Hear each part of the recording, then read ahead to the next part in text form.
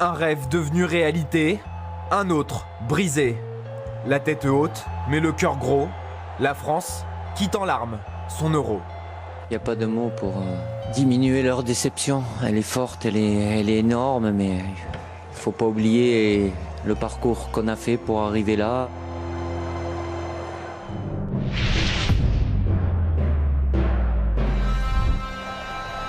Dans ses yeux, l'émotion déjà. Du soulagement, de la joie, après avoir lancé l'aventure des Bleus dans ce tournoi.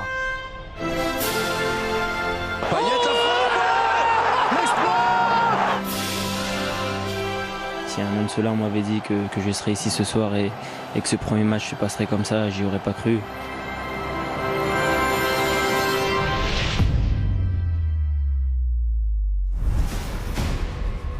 Face à l'Albanie, la France se fait encore peur jusqu'à l'entrée de son sauveur.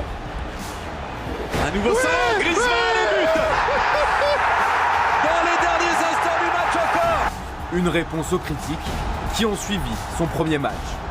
On a été un peu dur avec lui et il démontre que c'est un grand attaquant et on aura besoin encore de lui. De lui aussi, Dimitri Payet, 2 buts en 2 matchs. La France valide son billet pour les 8e, puis la première place du groupe A, après son 0-0 face à la Suisse.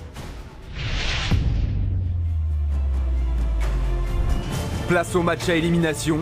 Dans la chaleur étouffante de Lyon, l'air devient irrespirable dès la 2e minute. Les Bleus courent après le score, jusqu'au coaching gagnant de Didier Deschamps, qui repositionne Griezmann derrière Giroud. Le ballon à destination d'Olivier Giroud. La bonne remise sur Griezmann. Bien sûr. Le deuxième coup de Grisou de ce match.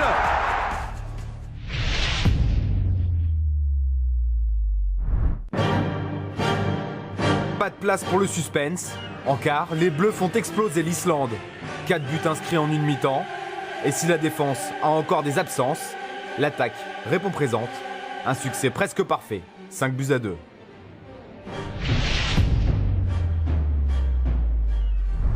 Une clameur à la hauteur de l'accomplissement majeur.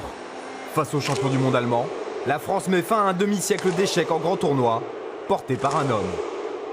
Griezmann. Antoine Griezmann. Le coup de Grisou à Marseille.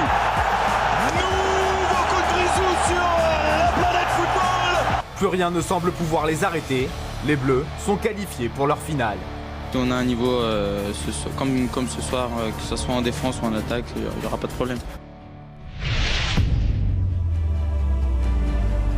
Quelques centimètres les privent du coup parfait. Au bout de la prolongation, cette frappe d'Eder envoie le Portugal au sommet. Neymar, c'est l'ouverture du score. L'Euro est perdu, le rêve envolé. Les Bleus doivent désormais se relever. Dans 2 mois, ils joueront les qualifications pour la prochaine Coupe du Monde pour sécher leurs larmes et continuer de nous faire rêver.